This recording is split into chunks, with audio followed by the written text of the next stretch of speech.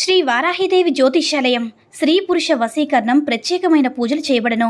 స్త్రీ పురుషులకు ఎటువంటి సమస్యలున్నా రోజుల్లో పరిష్కారం చేయబడను.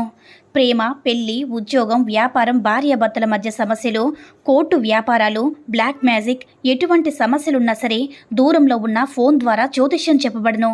గురువుగారి ఫోన్ నంబర్ 7075910313. ఓం శ్రీ మాత్రీ నమః. ఓం శ్రీ వారాహిదేవ్యై నమః. అమ్మవారి భక్తులందరూ కూడా నమస్కారం అండి.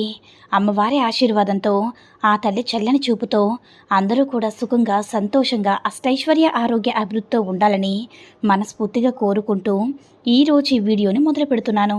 ఈరోజు వీడియో ఏంటంటే, గ్లాసు నీళ్ళతో రహస్యంగా ఈ పరిహారాన్ని చేసుకుని ఈ మంత్రాన్ని జపిస్తే చాలు 24 గంటల్లో మీరు కోరుకున్నవారు మీ వశమవుతారన్నమాట.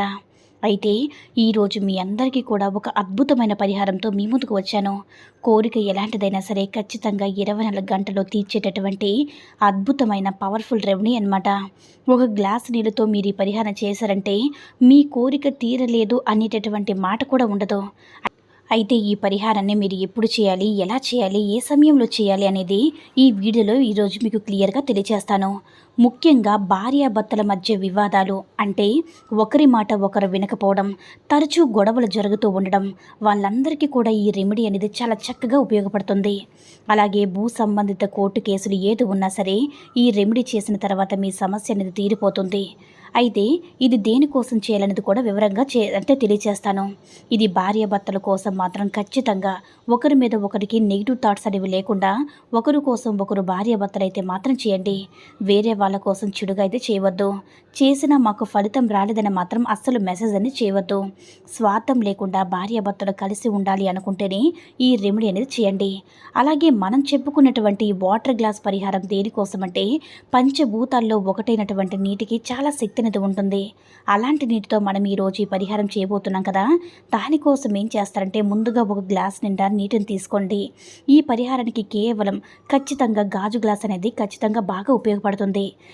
ఎలాంటి కోరికైనా సరే, తీరలేదు అనుకున్న కోరికైనా సరే తప్పకుండా ఈ పరిహారం చేస్తే తొందరగా తీరిపోయేటటువంటి అద్భుతమైన రెమెడీ అనమాట.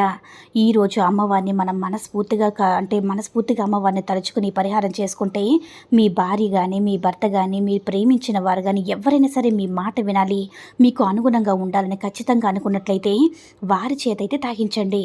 దీనికోసమైతే మీరు చేయాల్సింది చిన్న పరిహారం అనమాట. ఇది నెగిటివ్గా వేరే ఒకరు మీ సొంతం కావాలనే విధంగా కాకుండా న్యాయబద్ధంగా అయితే ఎవరైతే చేస్తారో, న్యాయబద్ధంగా ఒక వ్యక్తి ప్రేమని ఎప్పుడైతే కోరుకుంటారో అప్పుడే మీ కోరికను తీరుతుంది.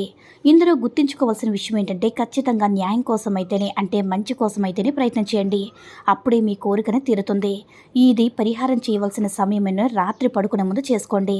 ఎందుకంటే రాత్రి వెళ్ళనే వారాహి అమ్మవారిని మనం ఎప్పుడు పూజిస్తూ ఉంటాం కదా. ఆ తల్లిని రాత్రి వెళ్ళి మనకి దర్శనం అనేది కలగజేస్తారు. అందుకనే రాత్రి వేళ పూజ చేయండి. రాత్రి వేళనే అమ్మవారిని తలవండి. అయితే ప్రతి వీడియోలో కూడా మీకు చెప్తూనే ఉన్నాను కదా, మీరేం చేస్తారంటే రాత్రి పడుకునే ముందుగా ఒక గ్లాస్ వాటర్ తీసుకొని పరిహారం చేయండి. ఇప్పుడు చెప్పబోయే మంత్రాన్ని 11 సార్లు కానీ 21 సార్లు కానీ జపించండి. వెంటనే మీకు 24 గంటల్లో మీ కోరిక ఏదైతుందో అది తప్పకుండా తీరిపోతుంది. అయితే ఇప్పుడు ఈ మంత్రాన్ని ఎలా జపించాలి, ఎలా ఈ పరిహారం చేయాలనుకున్నప్పుడు నాన్ వెజ్ అనేది తినకుండా ఉండండి. పీరియడ్స్ టైంలో ఉన్న వాళ్ళు కూడా చేయకుండా ఉండడానికి ట్రై చేయండి.